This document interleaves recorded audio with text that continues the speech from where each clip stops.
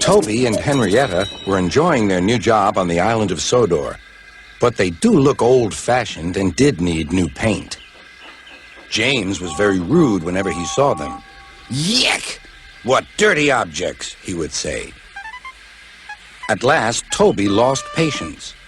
"James," he asked, "why are you red?" "I am a splendid engine," answered James, "ready for anything. You never see my paint dirty."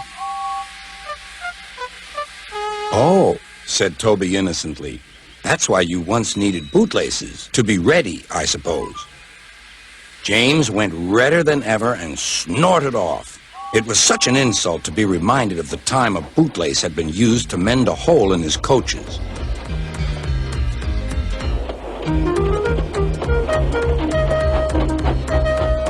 At the end of the line, James left his coaches and got ready for his next train. It was a slow freight, stopping at every station to pick up and set down cars. James hated slow freight trains. Dirty cars from dirty siding. Yeah!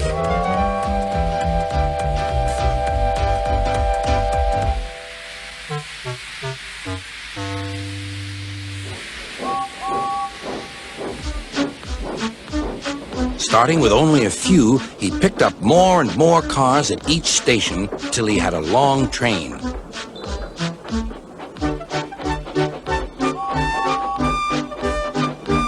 At first, the freight cars behaved well, but James bumped them so crossly that they were determined to get back at him. Presently, they approached the top of Gordon's Hill. Heavy freight trains halt here to set their brakes. James had had an accident with cars before and should have remembered this. "Wait, James, wait," said the driver, but James wouldn't wait. He was too busy thinking what he would say to Toby when they next met. The freight car's chance had come. "Hurrah! Hurrah!" they laughed, and banging their buffers, they pushed him down the hill. "On! On!" yelled the cars. "I've got to stop! I've got to stop!" groaned James.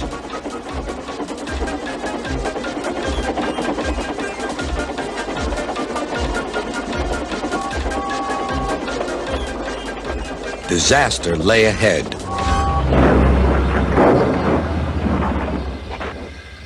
Something sticky splashed all over James.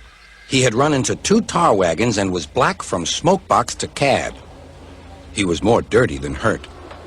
But the tar wagons and some cars were all to pieces.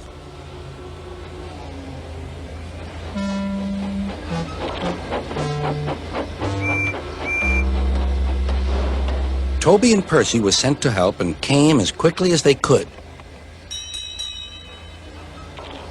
"Look here, Percy," exclaimed Toby. "Whatever is that dirty object? That's James, didn't you know?"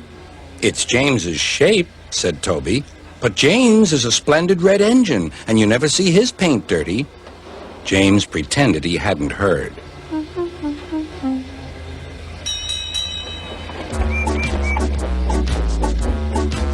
Toby and Percy cleared away the unhurt cars and helped James home.